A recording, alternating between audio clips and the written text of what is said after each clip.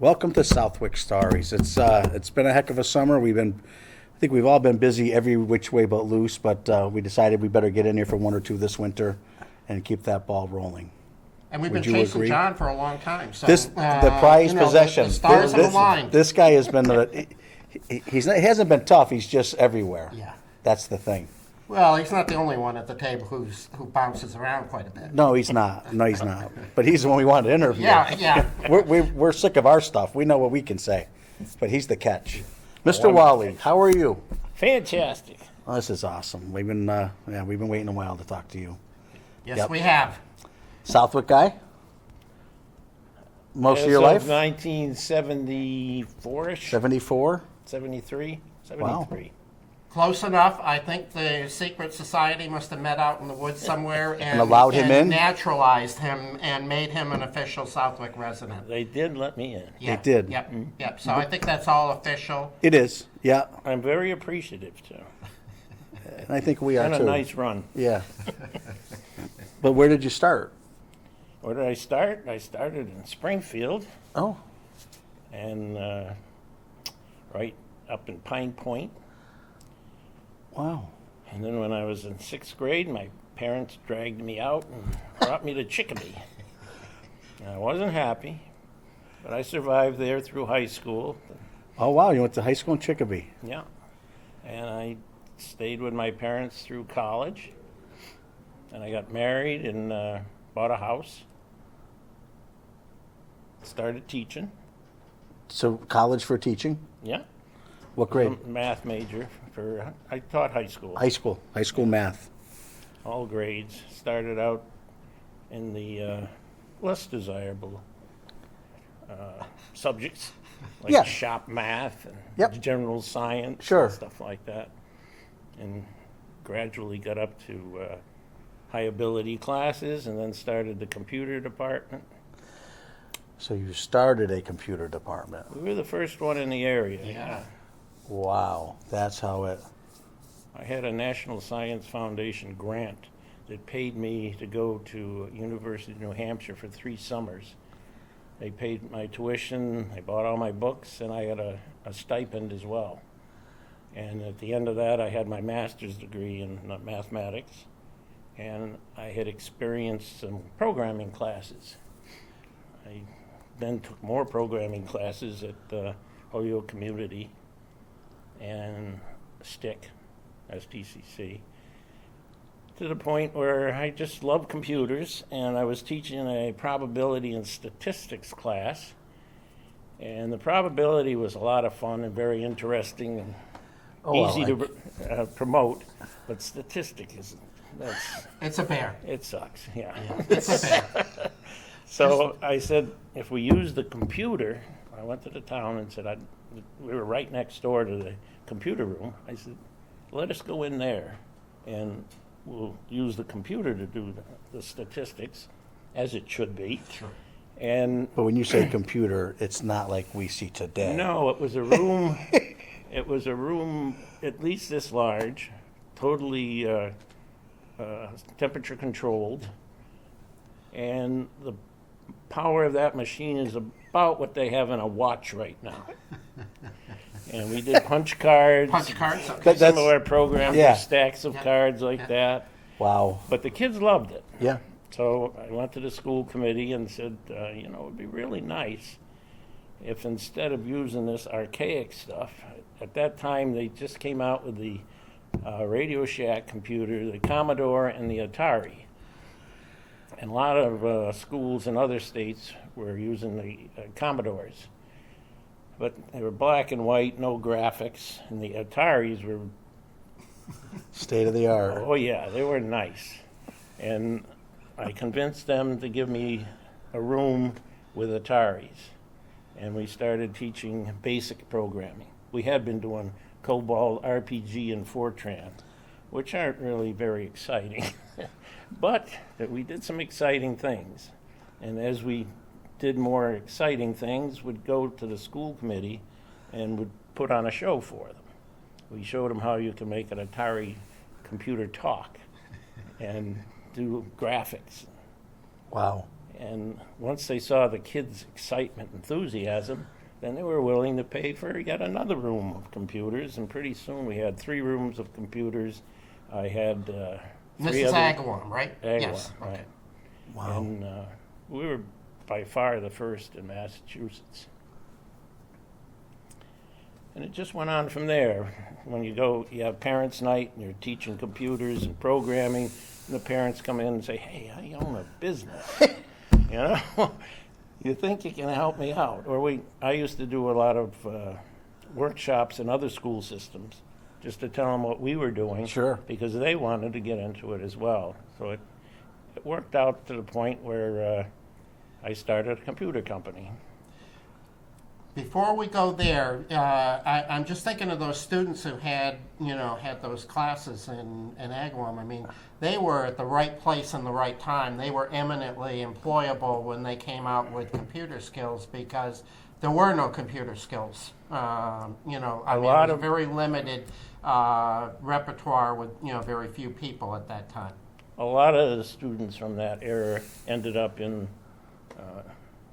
computing. In that field. Yeah, electrical engineering. Wow. All those where you need that skill. Computer programmers. Some of them still work for me. I didn't want to say that, but yeah.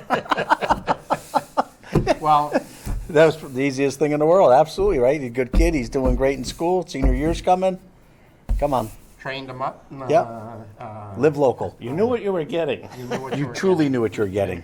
Knew whether they were a Yeah. B student or a D student, right? Yep.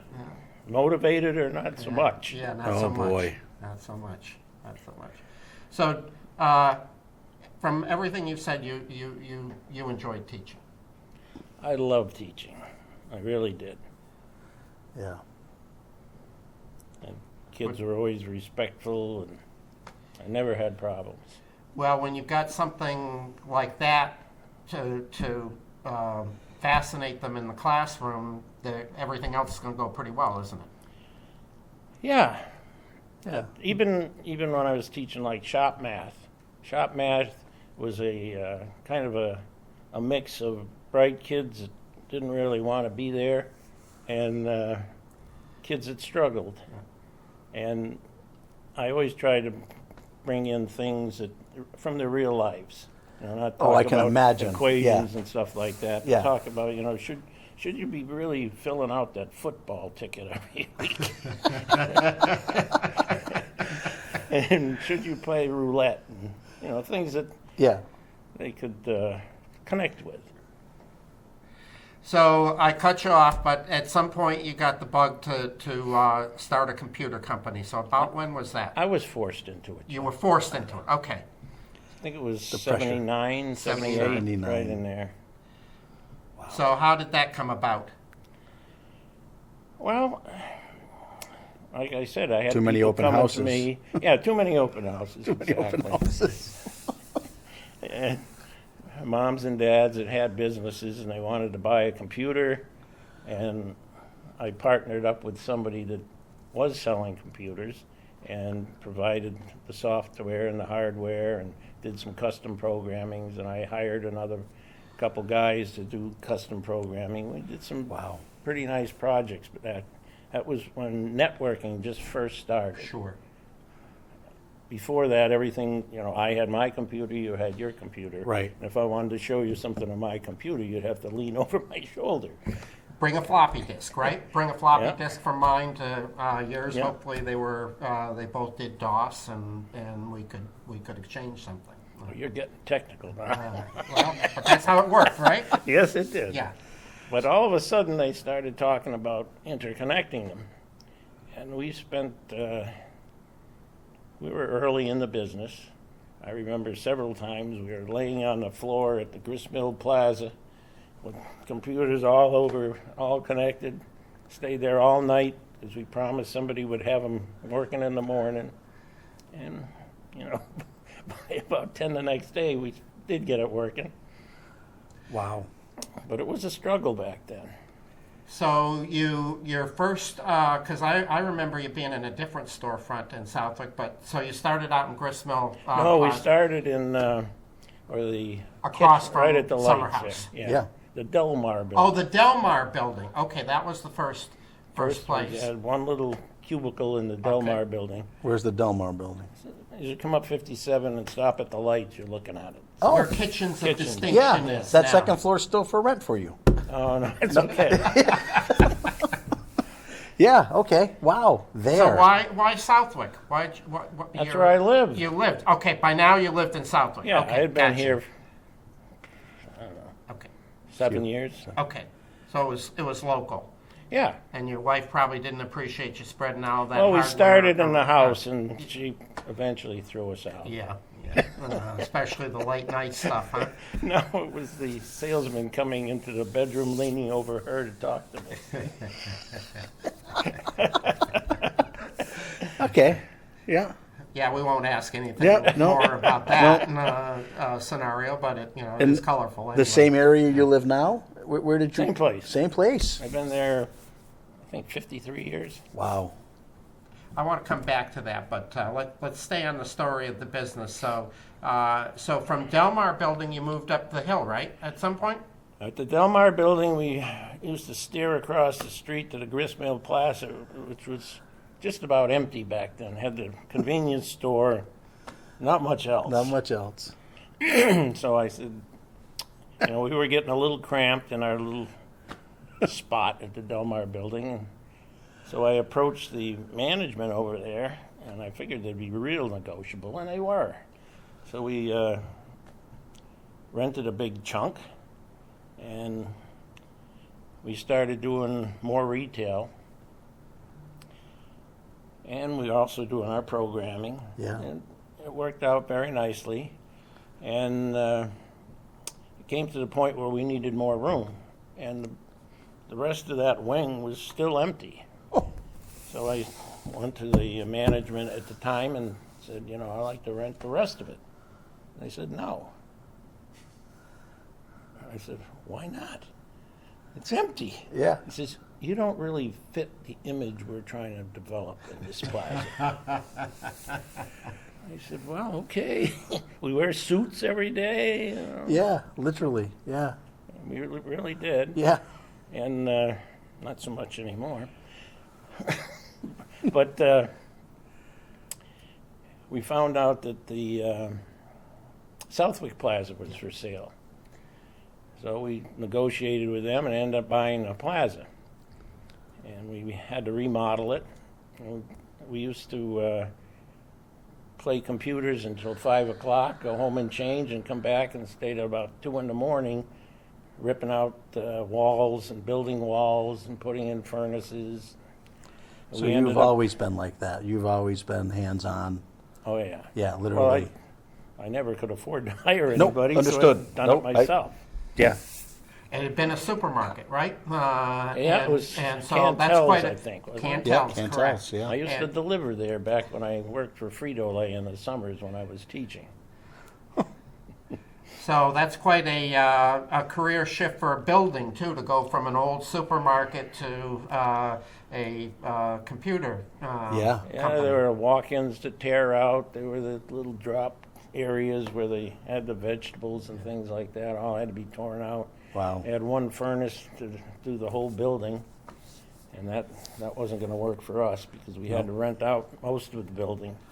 Right. At first, we just had half of what is now what was the pet food store. Right.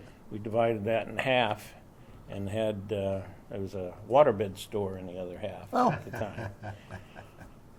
Sign of the times back then too, right? Yeah. Uh, The building's had a lot of transitions. Sure it has. Sure it has. So you were from day one. You were both retail and computer services, right? Was the retail just because you needed to have it there, or was that a good business in its own right? It was a very good business back then. A lot of people were just getting into it, so they didn't want to just buy a computer. They wanted to talk about what they needed. Yeah, they didn't know what they need. No. Right. They still don't know what they need. So what brands did you of computers did you sell back then? Back then, we were a big leading edge reseller, and Epson Okay. for printers. And the leading edge was was made by Mitsubishi at the time, and it was more powerful than the IBM PC, and it was half the price. So we sold a lot of them, Wow. and we became a very large leading edge dealer. And they eventually they went to, from Mitsubishi, they went to a Korean manufacturer. And it wasn't as good as a machine, but it was still inexpensive and very affordable. So a lot of people bought them. There were more service issues, but we handled those. And Epson was very good to us, that they brought us into a lot of corporate accounts. They had a lot of companies in this area that would buy a lot of printers. And eventually they came out with their own PC, and we sold those. And we never could quite crack into the IBM and Compaq brands, but we ended up purchasing a dealer in Torrington that had both IBM and Compaq, and because we owned them, we got it on all of our. At the time, we had the Southwick, one in Milford and one in Torrington. Oh, wow. And after a while, we had to get out of retail. Because what we were finding is, early on it was fine. Everybody had their software, they stuck to their software. But then came the games.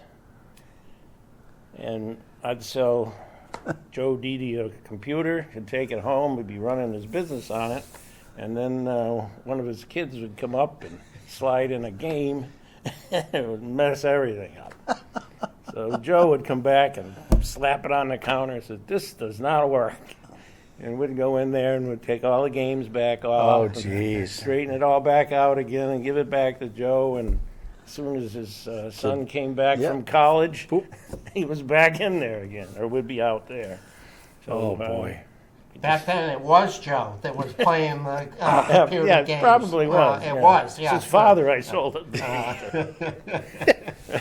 I was, Wow. thinking of, the mischievous side. Yeah. I was just using Joe as an No, but I can, when I'm 60, so I graduated high school in 84, started a business in 84.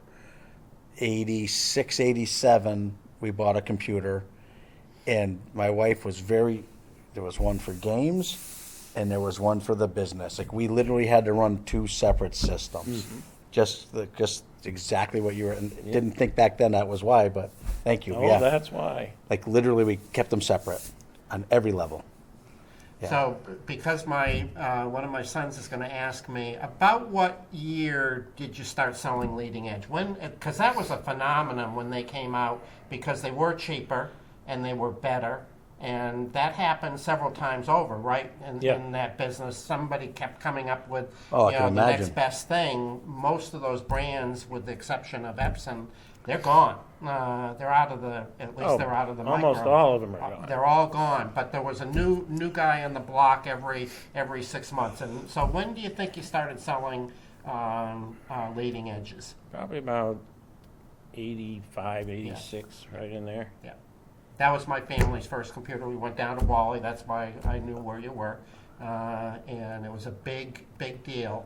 And my second son, who has kind of stayed in technology most of his career, he still remembers that. He was probably, guessing 8-10 years old when we brought home a leading edge. Wow. It was a big deal. Well, thank you, Jim. Yep. Yeah. We appreciate the business. And he Did he bring it back destroyed because of the games? No. Okay. I don't think so. God knows what he was doing on it. Back then? I remember one of the things, when you say the games, there was a game called Tetris. Tetris, yeah. And it was a very crude version of Space Invaders, I think. Yeah. And, you come home from work and you'd be up there playing on it, and Yeah.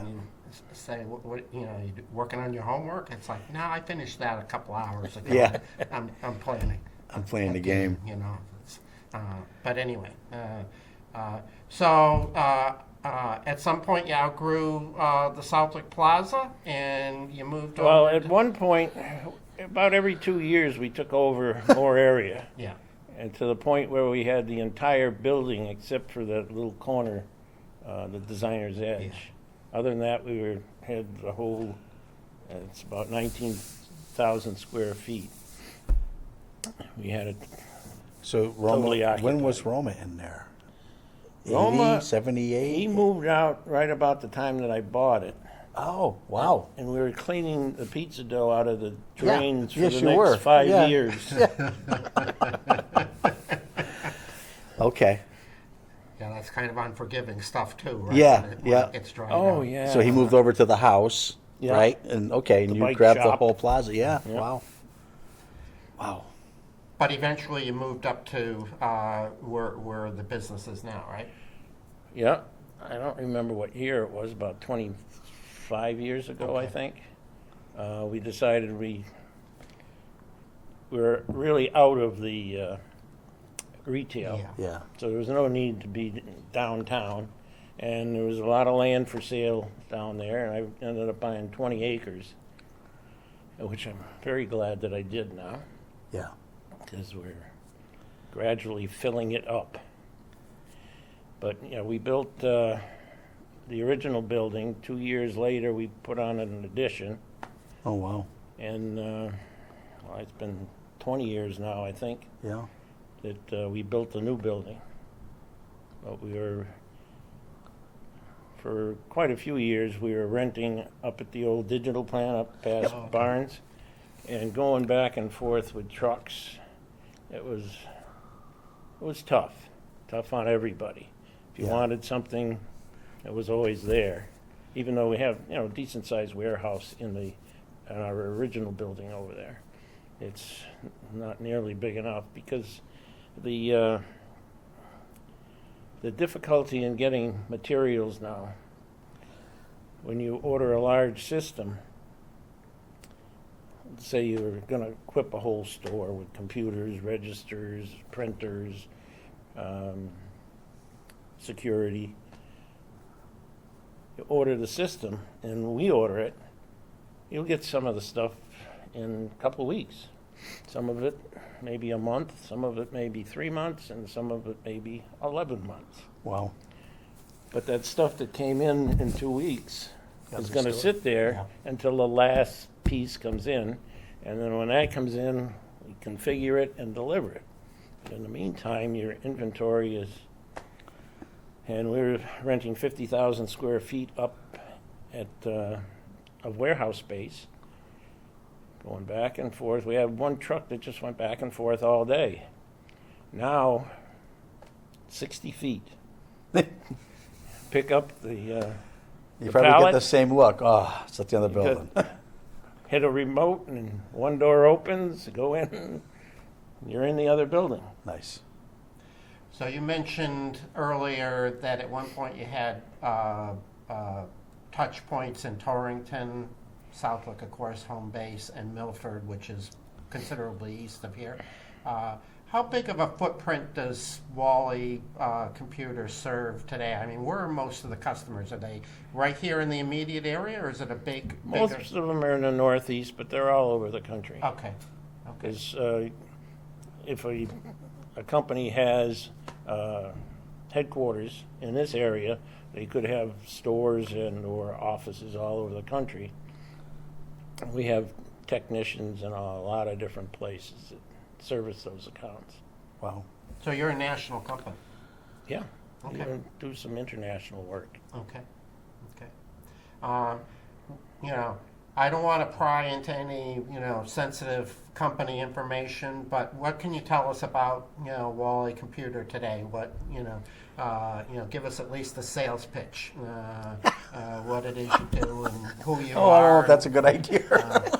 Yeah. Let me call Michael. Jeez. Well, our philosophy is whatever you do, make sure you have the customer first in line. You know, do what's best for the customer. And that's worked. I mean, we used to, back years ago, we had a new competitor almost weekly. sure. I mean, every time you turn around, there's another computer store. So we couldn't be just another computer store. We had to be a solution. We have to offer solutions for their business. So we go in, we analyze their business. That's another thing I used to do early on is I had a friend that went to troubled companies that were facing bankruptcy and would go in and tell them what they could, how they could change what they're doing and maybe be a little more profitable. But that's what we still do. Yeah. Go in, you know, what are you doing? What do you want to do? And how can we help? So for a business that wanted a turnkey technology provider, they don't want to do it themselves. They want to hire a reputable company to do it. That's where Whalley Computer. Where we comes come in is even large companies. They cannot maintain a technology department and be able to take So- care of all of their problems. Always changing, right? Because if they're really talented in that department, they're going to go somewhere else. And you've got a staff to solve problems, but you don't always have problems. So wouldn't it be better Yeah. to have a company that when you have a problem, you can call and send a technician. If that technician can't solve it, go up the ladder to. We have people that can solve anything, but you can't. Everybody can't be everything to everyone. Right. You have to specialize in different areas because it's a vast industry. But we keep our employees. I think I was telling you a little earlier, the countless number of employees have been with us for a long time, About how many employees? over 200. Over 200. Very good. Not all in Southwick. Some of them No, you said are some- out and about. We don't have any other location now. Yeah. But we have technicians all over, and they all have their own van. We have salespeople that hardly ever see Southwick. Right. So does your company do programming or primarily deal with just off-the-shelf software that other developers? We still do provide? some programming, but that's not our emphasis. Our emphasis is solutions, Okay. and different industries have different software, but we can integrate that with all the different. We've been around long enough that we don't have to worry about being authorized for one company or another. Oh, yeah. Yeah, it all goes away. That's gone away, which is nice. Yeah. And we have manufacturers that come to us with problem and say, we got a customer. They can't support them. Right. They just can't. Right. So they come to us and say, hey, Yeah, they sold them all the goods. Bail us out, right? Because Yeah. until the software works, it's crummy software, right? well, it's got to be integrated with the hardware. yeah. Software is just a book and it's not even discs or CDs anymore. That's true. It's downloaded. Yep. So I think you've kind of said this, but let's recap. What are you proud about with the way the business has developed and evolved and what it is today? What do you feel good about Whalley? Very, very proud of my employees and my leadership team because I actually don't do anything anymore. I'm a farmer, but they run the whole show, and I can jump on my tractor and raise some great beef and pork and lamb. What else are you involved with in town? I'm on the CPC and Park and Rec. No other businesses? You seem to be everywhere. As compared to what? No, but Well, let's go back and because I shut you off. So Why did you move to Southwick? Was it just like, luck of the draw? Because you're as Southwick as anybody. Absolutely. And so, but you came here as a young adult, first home, or maybe, first or second home, and you come to Southwick. What was it back then that, you looked at a house and you said, geez, this is where we want to be? I wanted to farm. Okay. I was in a neighborhood, and I took down about 70 trees and planted a garden, and I was frustrated. I wanted more. So I went out looking for farms. In fact, at the time, which is back in the early 70s, the Coes Hill farm was on the market. Yeah. But they wanted 82,000, which was way out of my price bracket. So even though I own it now. Oh, no. You were a patient investor. No, but I found a nice little place on Foster Road with 16 acres All right. and moved in. Was it fields then? There were some fields, but not as many as there are now. Now, yeah. So the garden went in right away. Oh, right away. Right away. And probably got a little bit bigger Fruit every year, trees right? and grapevines and stuff. Yeah. Yeah. Yeah. One of the more exclusive sections of Southwick, if I do say so myself. Yeah. Not when I moved there. No. No. Well, you had farmers for neighbors over there, right? Yeah. Still have the same farmer for I just a going neighbor. to say, yeah, not much has changed. So that brings you to Southwick. So and the various things you've been involved with here, but obviously you've let's talk about your involvement with the CPC, and that'll branch us off into some other things. But when did you first get involved with that, and why? I got involved with the CPC when it was first. I helped get the law passed, and I participated in that, and I figured that I was paying an awful lot of money into the CPC, so I thought it might be nice if I was on the committee, and I've been on it ever since. And I enjoy it because, to me, the CPC does very, very good things that otherwise would never get done. True.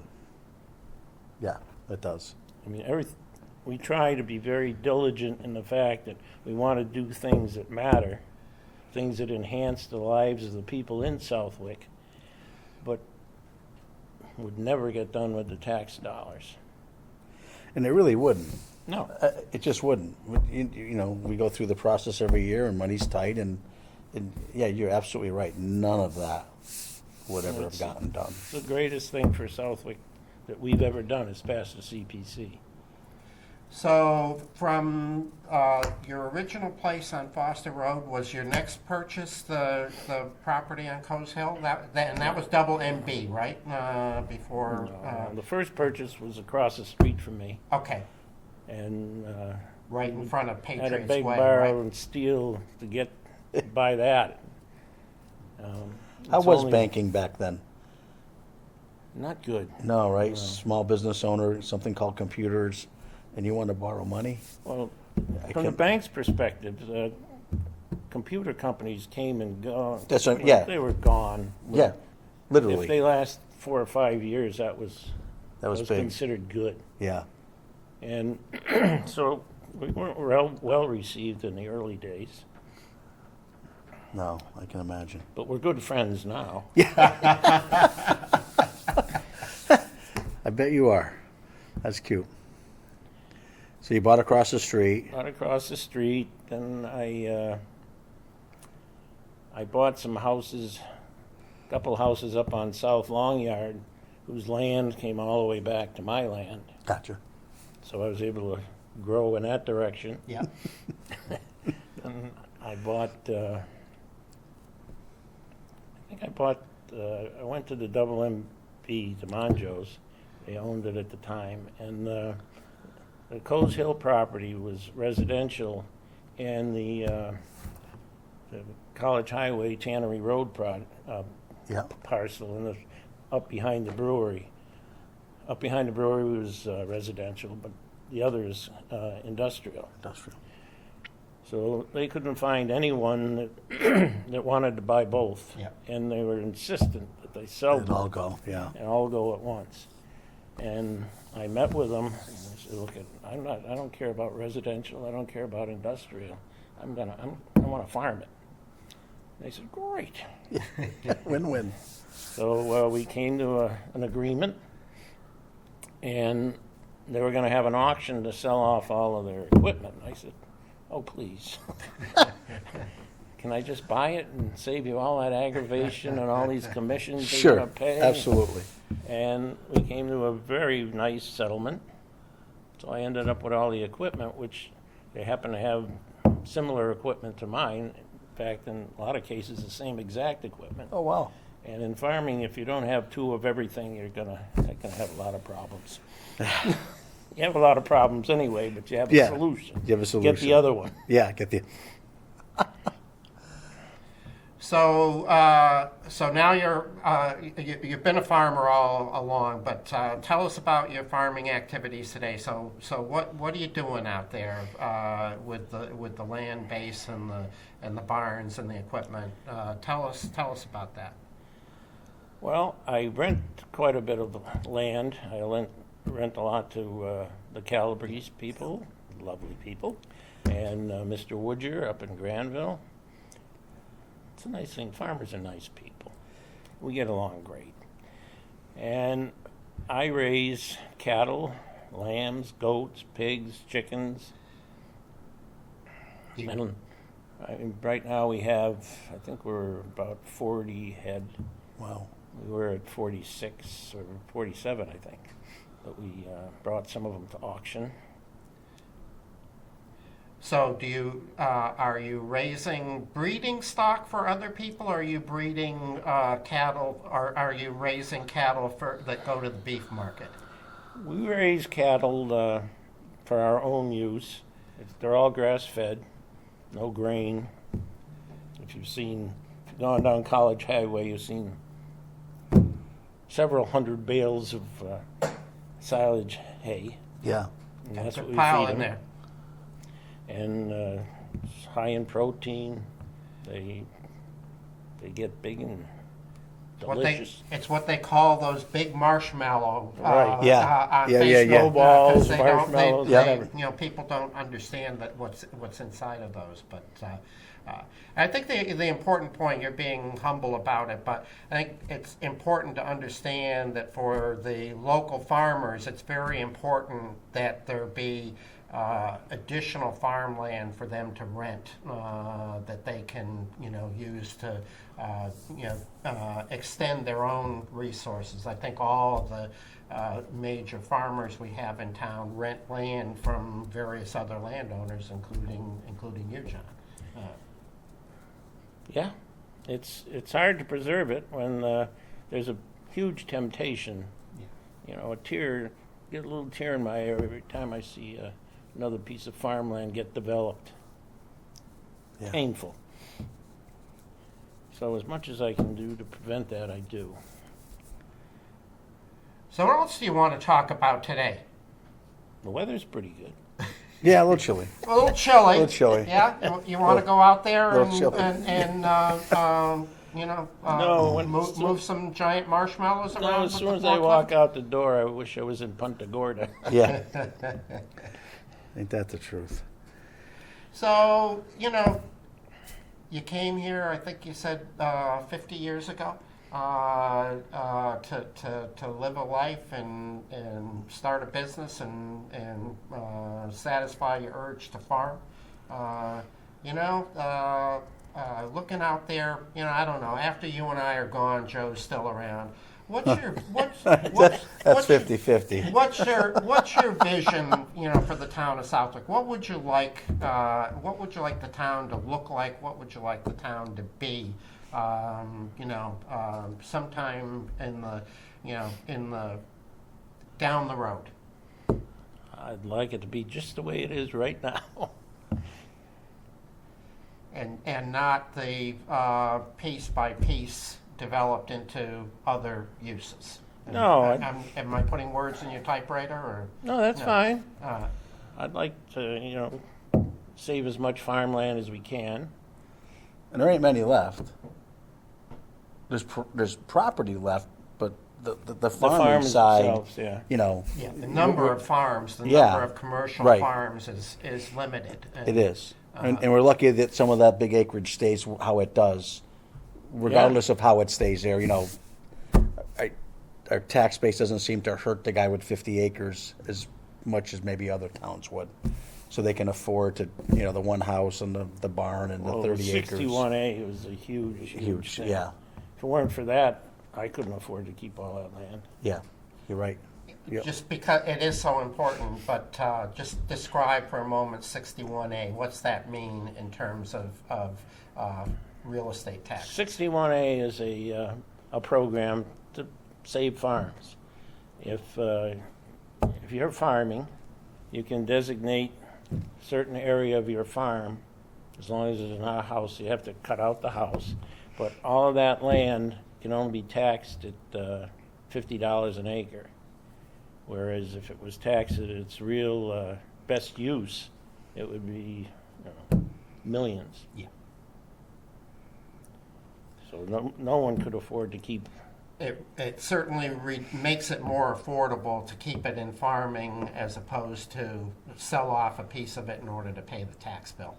Well, that's what happens. Well, if you go by most big farms now, their land along the road is all gone. Yep. There's one little farm and the land is all behind. Yep. Because if you go off the road, then it's a development. Then you have to worry about all the utilities, the drainage. It gets expensive. That's why lots in a development cost so much money. Because somebody had to put in the sidewalks, the road. Yeah, it's crazy today what it will cost you to put a development in. And it wasn't crazy. I mean, it's all relative, but it's really, the numbers have really skyrocketed to what it's going to take to so much a foot to go down that road. Yep, where you can just sell that front lot. And Yeah. yep. What else are we going to talk about, Joe? What else we got? Well, we talked about his cattle, his farming life. What breed cattle, by the way? Polled Herefords and Angus. Okay. A mix thereof. Okay, did you keep any of the Mongeau brothers stock, or did that all go away? Okay. They were all show cattle. Yeah. Yeah. Mine are eat cattle. As long as they're delicious, I don't Nothing care wrong what with they that. look like. Right. Nothing wrong with that. Jeez. I think we got everything covered. I don't. He loves Southwick. That's what matters most. He's staying. Oh, I know. He's staying. He ain't going nowhere. No. My kids are all within 100 yards of me. Yeah. 200 yards. Yeah. Still under the watchful eye. Yeah, they're watching me. No. Funny how that works out when you get older, isn't it? Yeah. Well, I would wrap up my part. Just you've got a great Southwick story, and thanks for everything you have done you personally have done to preserve the farming character of Southwick, which I think is the #1 calling card for people. As I talk to people who move into town or stay in town for a long period of time, they say, I just love seeing the farms, and I love seeing where I live. I love watching what Calabreses are doing out in those fields during the growing season. And all the different things that they're doing. Every once in a while they throw me a curveball. They do something new and different, and it's like that's kind of cool to see that. But we don't want to, and I won't name any towns, but we don't want to end up looking like some of the towns maybe closer into the city where eventually everything got filled in. There's very little farming character left there. There might be a few people, like you say, behind the frontage with some small fields and so forth, but not a whole lot. So, You didn't mention the park. Whalley Park. Joe Park. was supposed to do that. Well, so, I couldn't speak much. No, let's talk about the park. When did you Let's talk donate about that? Whalley Park. 10 years? 15? I can't 13. remember. I remember buying the property because it was supposed to become condos. I think there were going to be 60 condos Yeah. there. At least that's what it was designed for. Yeah. Yeah. And they said, we don't want that. Yeah. Said- No, you wouldn't have been happy with that. No. No. But And it wouldn't have worked there. we didn't have a park, so I thought I'd build one. Took me, I think, 5 years to clear. Some equipment. Yeah, I ended up buying a bulldozer, a couple excavators. And you can't have one. steers. No. Can't have one. No, we've been over that. Jeez. But anyway, Yeah, you were up there for quite a while. yeah, it was. And it looks, Labor of love. It looks good today. And it's nice. It's Yeah, a real. they do. Compliments are It's always a real asset. always to the town, there. Sure. Yeah, Sure. yeah, yeah. It's designed well. There isn't much not being used, right? I mean, now the bottom hill's going to get developed. The bottom there. Yeah. So. What's going to happen on the bottom? Pickleball. Oh, okay. Yeah. Pickleball. Yeah, hopefully Six courts, yeah. 6 courts are going in down in that. Well, It was going to be a music venue at one time. There was talk about that, and it's kind of been all over the place. The restrooms are already there, so it looks like pickleball is going to slide in there. It'll be nice. It's going to be, there's a little pavilion. It'll be lit, so in the Well, the spring and fall. upper portions definitely get used a Oh, lot. And It- different uses, right? it's all over the place. Multi-use Yeah, yeah. facility fits a lot of different things. Yep, Rotary finally got in there and made something out of those concerts. They're actually, those are great. they're yeah. big now. You Yeah. know, 5-6 years ago, we scratched our heads and went, I don't know, but it's developed. You know, Yep. they kept with it. Yep, Now what we got to do is get LED lights on the field. you're not kidding. You really do. It's up to, what, $1,500 now to turn them on? To turn them on every time. Is that right? Yeah. Yeah. Yeah, the electric company figured everybody out. Yeah. It doesn't matter what it is. Yeah. There's a fee to start them. Yep. And unfortunately, even I think with the LEDs, it won't go down to pennies, but No, you have to negotiate that deal too, of course. But yeah. Yep. That's yeah, the next demand phase. charge is a killer. Yep. So whatever you do on those fields, you have to pick a month Yeah. and come up with $1,500 because once they're on, they don't cost much to Right. actually light the field. But over the course of the season, it adds up. Yeah. You know. Yeah. And you rent them out where you can, but it's, you know, that's a whole other problem with that park is,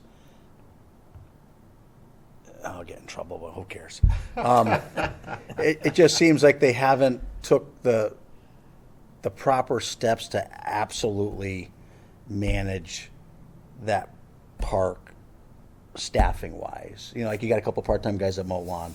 You have a young lady that tries to handle the renting of the fields, but most towns have literally a full-time 1 or 2 people that run your park and rec year-round, you know, indoors, outdoors, everything. And we're it's like that stepchild. We just haven't finished opening up that door. You know what I mean? Another year or two, hopefully we can balance our workload a little better over there. Because I think there's a million opportunities that don't get looked at. Sounds like a good part-time job for you. No, Joe's busy. Joe's busy. Part-time guys we have are No, they're great. What a spectacular job They- they did they- this year. They really do a good job, but it's just like you're almost at that next. You know, when you put up the dance hall down there, then they'll have something to do in the wintertime. But you know, it just. You know, you're there. You look at Stanley Park that's privately owned. There's a maintenance crew that's always there. Yeah. You know, you look around and it just people do things differently. And we've, you know, I don't know if we were ready for John's donation on the management side, but we're slowly getting up to speed to keep that park where it should be.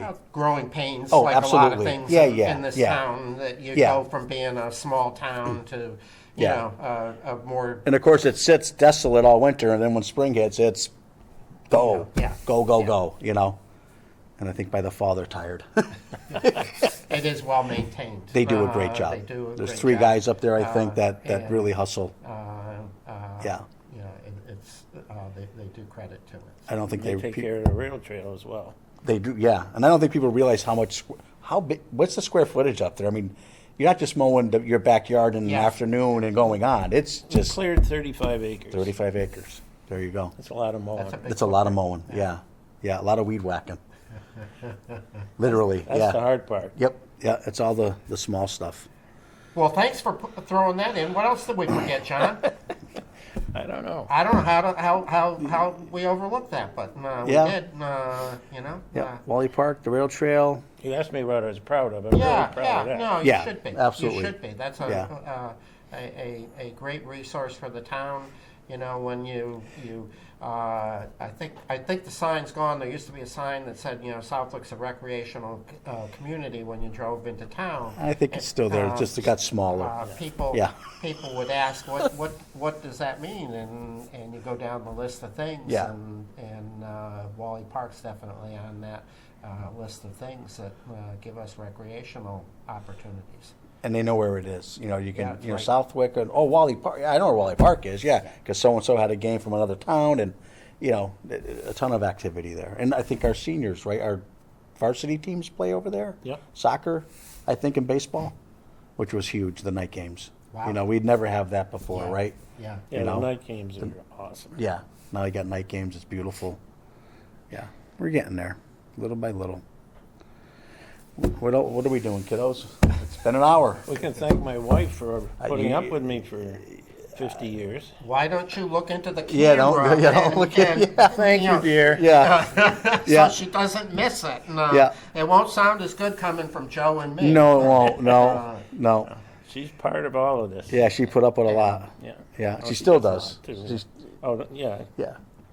I tell her I'm in assisted living now. Does she like farming? Oh, loves it. Yeah. Okay, so You- that's well, that's it used good. to be Free right help. out there in the- free help. I Where happened we to grow. talk to her the other day around lunchtime, and yeah, she's very much into farming. Yeah. Oh my God. Yep. When we were growing vegetables, she was right out there with me every day. Really? Wow. That's great. Well, folks, I guess it's coming to an end. Have a great day, and we'll talk to you guys soon. Thank you. And thank you, John. Thank you, guys. Thank you very much. That's a great interview.